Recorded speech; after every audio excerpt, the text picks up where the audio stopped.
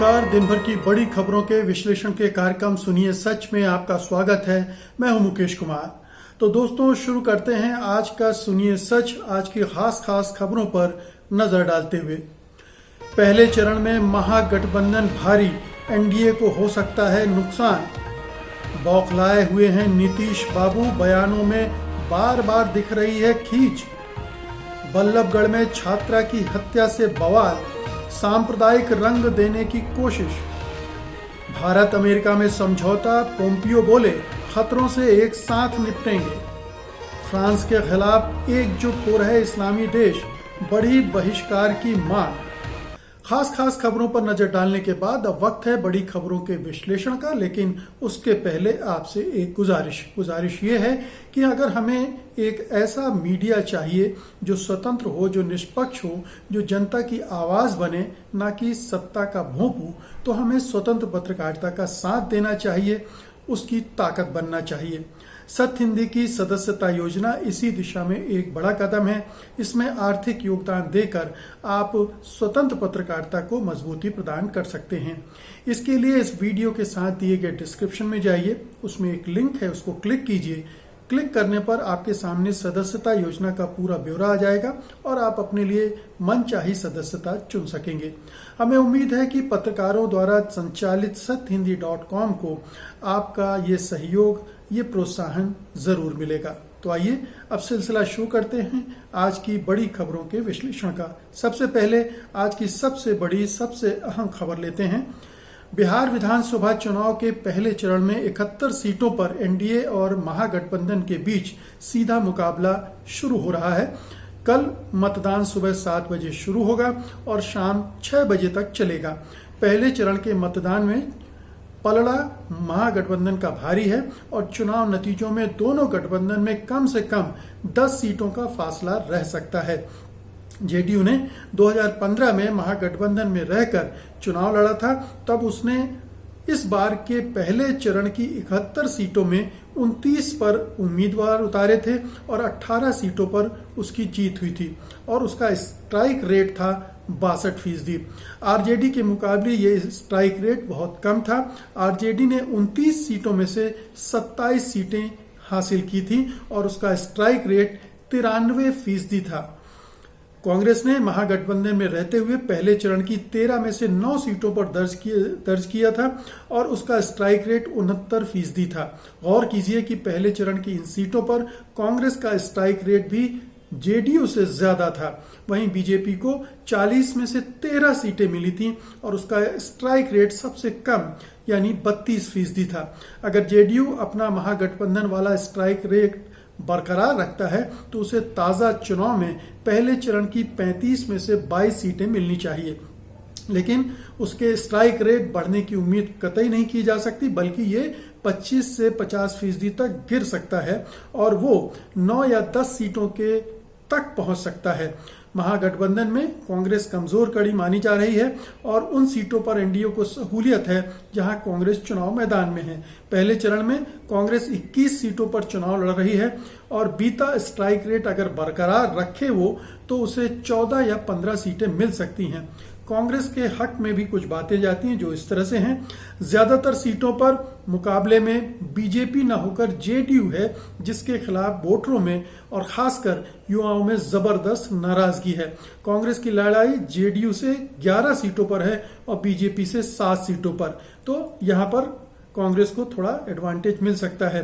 फिर कांग्रेस के लिए एक और राहत की बात यह है कि 3 सीटों पर उसके मुकाबले हिंदुस्तानी अवाम मोर्चा है, जिसने पिछले चुनाव में 1 सीट केवल हासिल की थी, लेकिन इस बार वो 1 सीट बचानी भी उसके लिए मुश्किल लग रही है।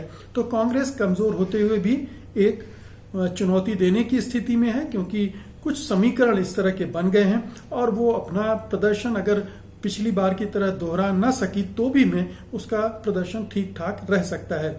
एनडीए में बीजेपी की स्थिति वही है जो महागठबंधन में आरजेडी की है। सहयोग से 2015 में आरजेडी की ही तरह 2020 में बीजेपी 29 सीटों पर चुनाव लड़ रही है। सवाल यह है कि पहले चरण में क्या बीजेपी भी 2015 में आरजेडी की तरह 2020 में 27 सीटें जीत पाएगी। आरजेडी पहले से बीजेपी के लिए मुश्किल प्रतिद्वंदी है। ऐसे में बीजेपी अगर 2015 वाले अपने प्रदर्शन 32% के रेट को दोगुना भी कर दे तो 64% स्ट्राइक रेट के हिसाब से वो इस बार 29 में से 18 या 19 सीटें जीत सकेगी, यानी वो तब भी आरजेडी की बराबरी नहीं कर सकती। तो ये पहले चरण की स्थितियां हैं। पहले चरण में ये माना जा रहा है कि इस चरण में चूंकि आरजेडी के प्रभाव वाले इलाके हैं इसलिए उसका पलड़ा भारी है, और चूंकि जेडीयू के खिलाफ हवा बह रही है, नीतीश कुमार के खिलाफ हवा बह रही है, तो उसका फायदा भी आरजेडी को भी मिलेगा और उसके साथ जो गठबंधन के महागठबंधन के सहयोगी हैं उन्हें भी मिल सकता है। बहरहाल काफी कुछ दारोमदार इस पर भी निर्भर करता है कि कल किस तरह से वोटिंग होती है, कितने पैमाने पर वोटर्स घर से निकलकर पोलिंग बूथ तक आते हैं, अपना वोट देते हैं। क्योंकि अगर मतदाताओं में वो सत्ता विरोधी लहर है और अगर जबरदस्त है तब तो निश्चित रूप से वो घर से निकलेंगे और नीतीश सरकार के खिलाफ जमकर मतदान करेंगे। लेकिन अगर थोड़ा भी निष्क्रियता, उदासीनता हुई या आरजेडी और महागठबंधन उसको मोबिलाइज करने में नाकाम रहे तो वोटिंग परसेंटेज कम हो सकता है और जिसका एडवांटेज निश्चित रूप से एनडीए को मिल सकता है। तो ये कल के मतदान में ये चीजें भी देखने को मिलेंगी। कल के मतदान में किस तरह के मतदाता बाहर निकलकर वोट देने जा रहे हैं, किन वर्गों, किन जातियों के लोग खुलकर वोट दे रहे हैं, ये तमाम चीजें हैं जो कल के मतदान से हमें पता चलेंगी। लेकिन इतना तय है कि पिछले 15-20 दिन में जो माहौल बदला है उसने बाजी को एक तरह से अब बराबरी पर ला दिया है, अब एक तरफा नहीं रह गई है। मुकाबला बहुत कठिन हो गया है। तेजस्वी की एक लहर स्पष्ट रूप से दिख रही है, सत्ता विरोधी लहर दिख रही है, नीतीश के खिलाफ बहुत जबरदस्त गुस्सा है और इसीलिए बीजेपी ने उन्हें अपने पोस्टर से भी बाहर कर दिया है। तो चिराग पासवान अलग अटैक कर रहे हैं, महागठबंधन के तमाम दल अटैक कर रहे हैं और दूसरे जो छोटे मोटे दल हैं जिन्होंने अपने अलग गठबंधन भी बना रखे हैं वो भी नीतीश सरकार पर ही टारगेट कर रहे हैं। तो जेडीयू के लिए, नीतीश कुमार के लिए बहुत परेशानी है। अब देखना है कि ये जो परेशानी जेडीयू के लिए है, नीतीश कुमार के लिए, वो बीजेपी के लिए कितनी बड़ी परेशानी बन सकती है। क्योंकि अगर सत्ता विरोधी लहर थी और बीजेपी भी सत्ता में साझेदार थी तो उसको भी इसका नुकसान हो सकता है। कितना नुकसान होगा, बीजेपी उस नुकसान को कितना रोक पाएगी, ये देखने वाली बात है। लेकिन ये पहले दौर का मतदान बहुत ही क्रूशियल है, बहुत ही महत्वपूर्ण है, क्योंकि इस दौर में जिस तरह का ट्रेंड डेवलप होगा, बनेगा, दिखेगा, वो अगले दौर के मतदान पर भी असर डालेगा।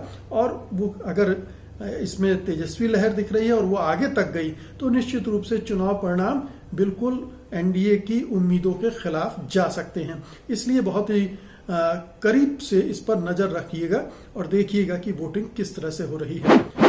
अगली रिपोर्ट लेते हैं।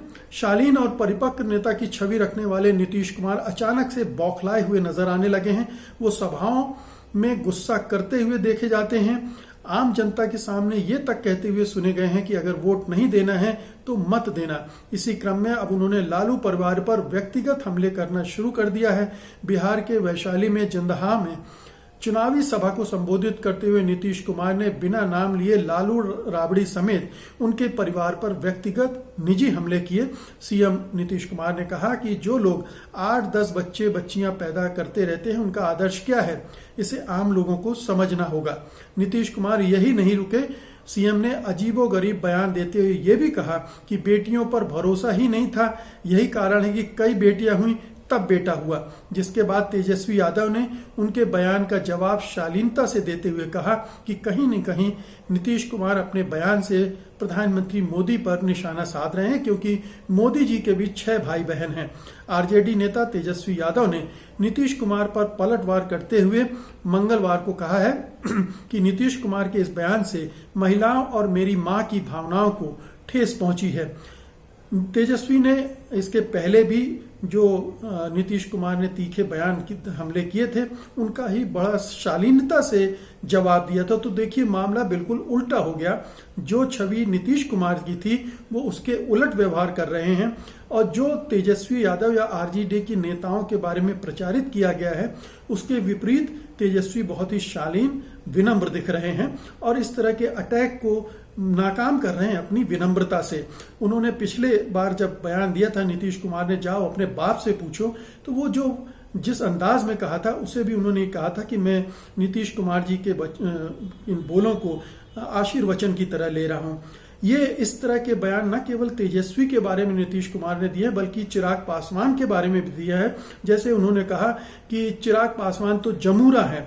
अब चिराग पासवान ने बड़े ही होशियारी से इस अटैक को प्रधानमंत्री नरेंद्र मोदी की तरफ मोड़ दिया। कहा अगर मैं जमूरा हूं तो क्या आप प्रधानमंत्री को मदारी कह रहे हैं, क्योंकि जमूरा तो मैं उन्हीं का हूं, आपका इशारा उसी तरफ है।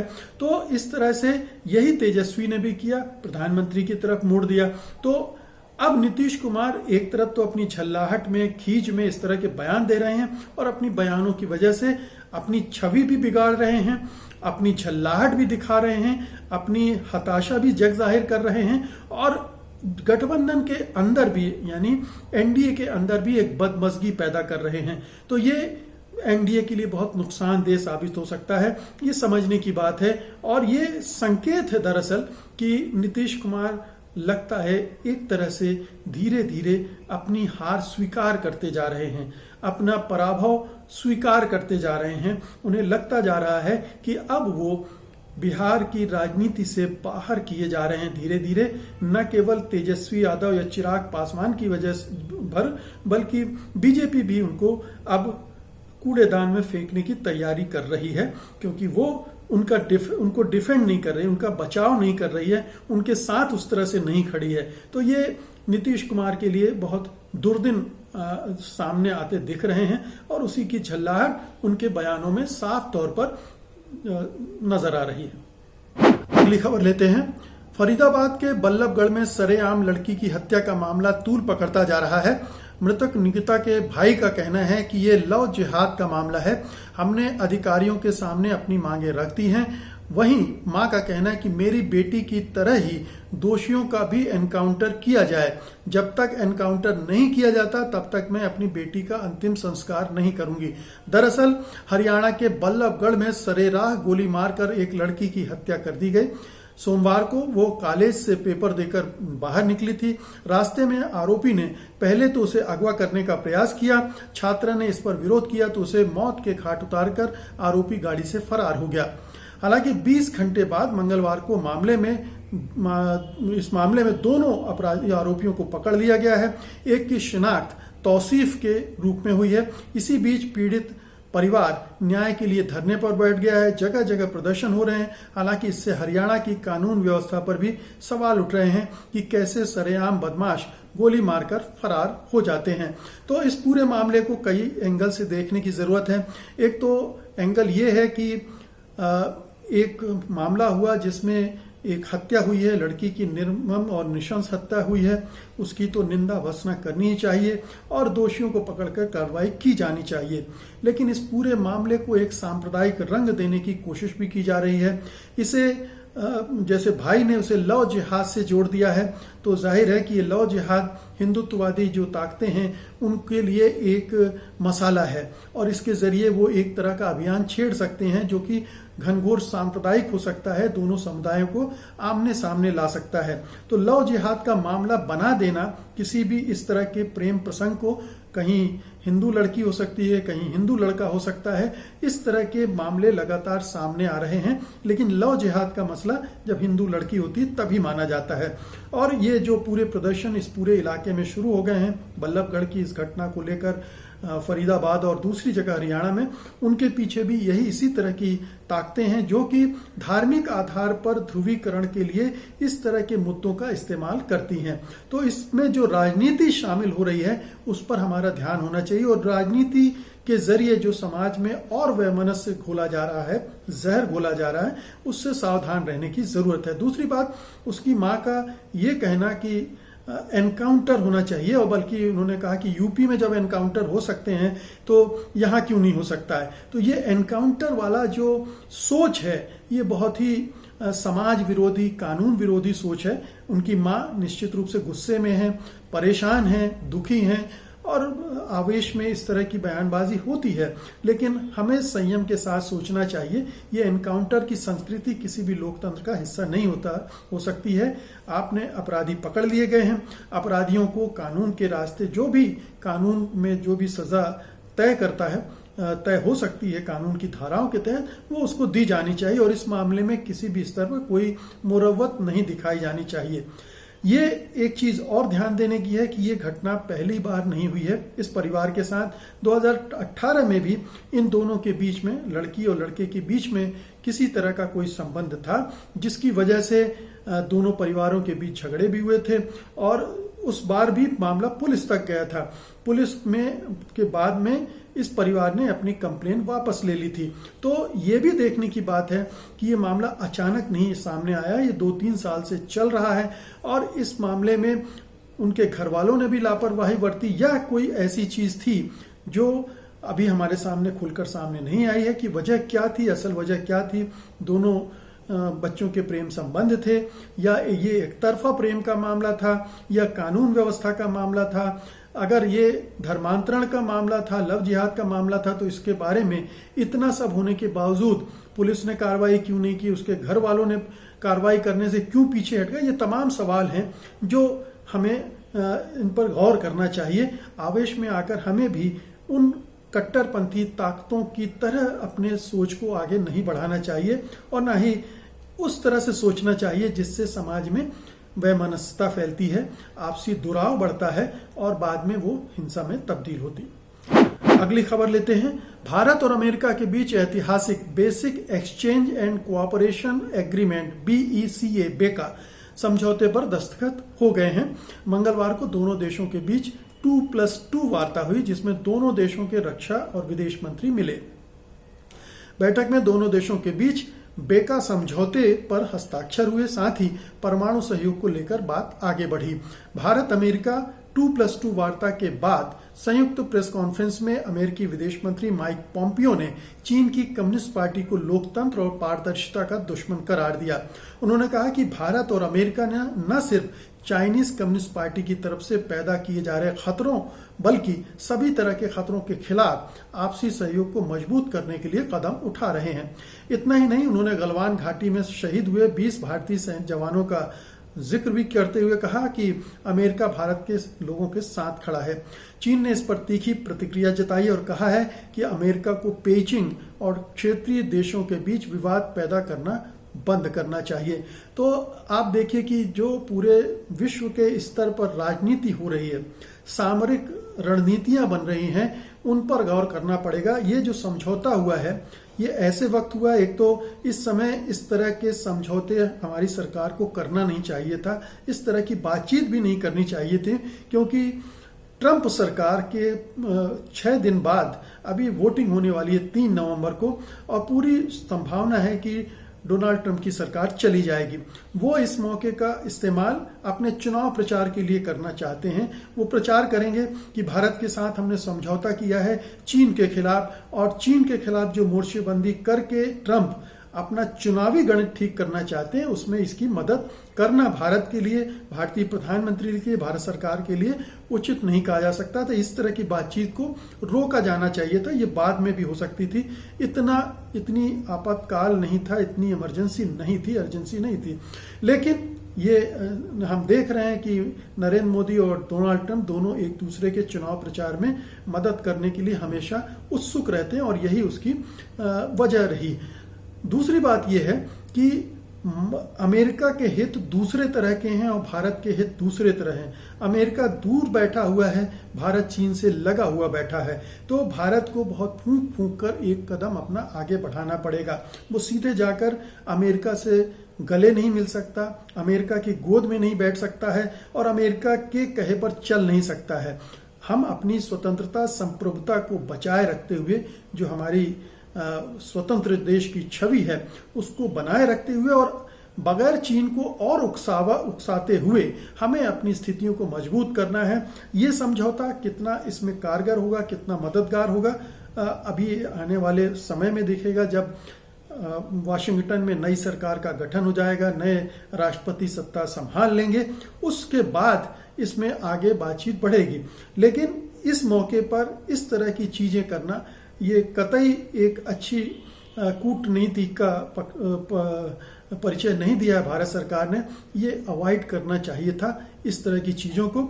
और ये जो उन्होंने कहा है कि भारतीय कम्युनिस्ट पार्टी चीनीज कम्युनिस्ट पार्टी के खतरों, ये खतरे भारत पहले से देख रहा है, वो अपनी सावधानियां बरत रहा है, लेकिन अमेरिका ऐन वक्त पर उसका फायदा उठाने की कोशिश कर रहा है। अपनी जो सामरिक रणनीति है उसको मजबूत करने के लिए भारत का इस्तेमाल करने की फिराक में है। तो ये समझदारी भारत सरकार को दिखानी होगी। आज की अंतिम खबर लेते हैं। फ्रांस के राष्ट्रपति इमानुएल मैक्रों की इस्लाम और मुसलमानों के बारे में की गई विवादित टिप्पणी के बाद तुर्की, पाकिस्तान, बांग्लादेश और अरब देशों ने फ्रांस का जमकर विरोध शुरू कर दिया है। पाकिस्तान के बाद ईरान की संसद ने भी एक प्रस्ताव पारित करके मैक्रों की आलोचना की है। उधर पाकिस्तान की संसद ने तो फ्रांस से अपना राजदूत वापस बुलाने की मांग तक कर डाली है, जबकि ईरान की संसद का कहना है कि अभिव्यक्ति की आजादी के नाम पर पैगंबर मोहम्मद का अपमान फ्रांसीसी सरकार के रुख पर सवाल उठाता है। ईरानी संसद की ओर से जारी बयान में कहा गया है कि फ्रांस के राष्ट्रपति मैक्रों की कोशिश एक बड़ी योजना का हिस्सा है और मैक्रो फ्रांस के लोगों में इस्लाम के प्रति बढ़ते आकर्षण को रोकना चाहते हैं। इससे पहले तुर्की के राष्ट्रपति रेसेप तैयब अर्दोआन ने फ्रांसीसी सामान के बहिष्कार की अपील की। वहीं बांग्लादेश में भी हजारों की संख्या में लोगों ने फ्रांस को लेकर विरोध प्रदर्शन किया। बता दें, पिछले दिनों फ्रांस के राष्ट्रपति इमानुएल मैक्रों ने पैगंबर मोहम्मद के कार्टून दिखाने के एक फ्रांसीसी शिक्षक के फैसले का समर्थन किया था। सैमुअल पैटी नाम के इस शिक्षक की हत्या कर दी गई थी। इसके बाद फ्रांस में बड़े पैमाने पर विरोध प्रदर्शन भी हुए थे। उस दौरान मैक्रों ने इसे इस्लामिक आतंकवादी हमला कहा था और ये भी कहा था कि इस्लाम संकट में है। मैक्रों ने इस्लामी कट्टरपंथी संगठनों पर कार्रवाई का ऐलान भी किया था। तो शार्ली एब्दो ने जो कार्टून छापे थे पैगंबर मोहम्मद के, उनको लेकर लगातार विवाद बना हुआ है। 2015 में वहां पर खूनी अटैक हुआ था, आतंकवादी हमला हुआ था शार्ली एब्दो के दफ्तर में, उसमें बहुत सारे लोग मारे गए थे। उसके बाद से लगातार ये मामला गर्म है और फ्रांस का अपना एक चरित्र है, उसका अपना संविधान है, उसके अपने जीवन मूल्य हैं जो फ्रांसीसी क्रांति से उपजे हैं, जिसमें अभिव्यक्ति की स्वतंत्रता को सर्वोपरि जगह दी गई है, स्वतंत्रता को सबसे ज्यादा महत्व दिया गया है। उसके तहत वो ये मानते हैं कि अभिव्यक्ति की स्वतंत्रता के तहत ये कार्टून बनाना जायज है और ये हमारी स्वतंत्रता का हक है, इस पर कहीं से रोक नहीं लग सकती है। लेकिन चूंकि इस्लाम को मानने वाले लोग इस तरह की चीजों के अभ्यस्त नहीं हैं, वो इसको ठीक नहीं मानते हैं, ये अपने धर्म पर हमला मान लेते हैं और इसलिए ये आतंकवादी हमले भी हुए और एक शिक्षक को मौत के घाट भी उतार दिया गया। इसकी प्रतिक्रिया फ्रांसीसी लोगों में जबरदस्त हुई। जाहिर है कि वो इसे एक इस्लामी चरमपंथ की तौर पर देखते हैं, आतंकवाद की तरह देखते हैं। लेकिन मैक्रो ने जब इस मामले में हस्तक्षेप किया और इसको सही ठहराया कि शिक्षक ने क्लास में अगर कार्टून दिखाए थे तो गलत नहीं किया था, उसके बाद से जो इस्लामी देश हैं वो एकदम से बौखला गए और उन्होंने लामबंदी शुरू कर दी है, मैक्रो का विरोध शुरू कर दिया, उनसे माफी मांगने की बात कही है। तुर्की के राष्ट्रपति ने जबरदस्त हमले किए हैं और जो ब्यौरा अभी मैंने दिया कि विभिन्न देशों में क्या क्या प्रदर्शन हो रहे हैं, क्या क्या कदम उठाए जा रहे हैं, वो सब हो रहा है। फ्रांसीसी सामान का बहिष्कार करने की बात भी शुरू हो गई है। तो एक टकराव की स्थिति बन गई है फ्रांस और दूसरे जो इस्लामी मुस्लिम बहुल मुल्क हैं उनके बीच में। ये टकराव कहीं यूरोप और मिडिल ईस्ट का टकराव न बन जाए, कोई बड़े टकराव की शक्ल न ले ले, इसके लिए सावधानी बरतनी पड़ेगी और यूरोपियन यूनियन को इसमें हस्तक्षेप करना पड़ेगा, संयुक्त राष्ट्र को देखना पड़ेगा और जो समझदार देश हैं जो इस इस्लामी वर्ल्ड की राजनीति को समझते हैं, इसे रोकने के लिए उन्हें आगे आना पड़ेगा। तो एक बहुत ही विस्फोटक स्थिति निर्मित हो रही है, ये चिंता की बात है। अंत में मैं आपको कोरोना से संबंधित ताजा तरीन जानकारी दे देता हूं। कोरोना के मामले में बड़ी गिरावट आई, एक दिन में केवल 36,000 नए मामले आए हैं। भारत में एक्टिव मामलों की संख्या 6,25,000 के आसपास है। एक राहत की खबर यह है कि ऑक्सफोर्ड वैक्सीन ट्रायल में बुजुर्ग भी इम्यून हुए हैं। फ्रांस के डॉक्टरों ने कहा है कि फ्रांस ने महामारी पर अपना नियंत्रण खो दिया है। तो दोस्तों, ये थी आज की तमाम बड़ी खबरें और उनका विश्लेषण। उम्मीद है कि आपको ये पसंद आया होगा। आप इस वीडियो को लाइक करेंगे, शेयर करेंगे और जिन्होंने अभी सत्यहिंदी.com को सब्सक्राइब नहीं किया है वे इसे फौरन सब्सक्राइब करेंगे। अब मुझे अनुमति दीजिए, कल मैं फिर हाजिर होऊंगा कल की बड़ी खबरों के साथ, उनके विश्लेषण के लिए। तब तक के लिए नमस्कार। सत्य हिंदी के और वीडियोस को देखने के लिए हमारे YouTube चैनल को सब्सक्राइब करें और सीधे नोटिफिकेशन पाने के लिए बेल आइकन दबाएं।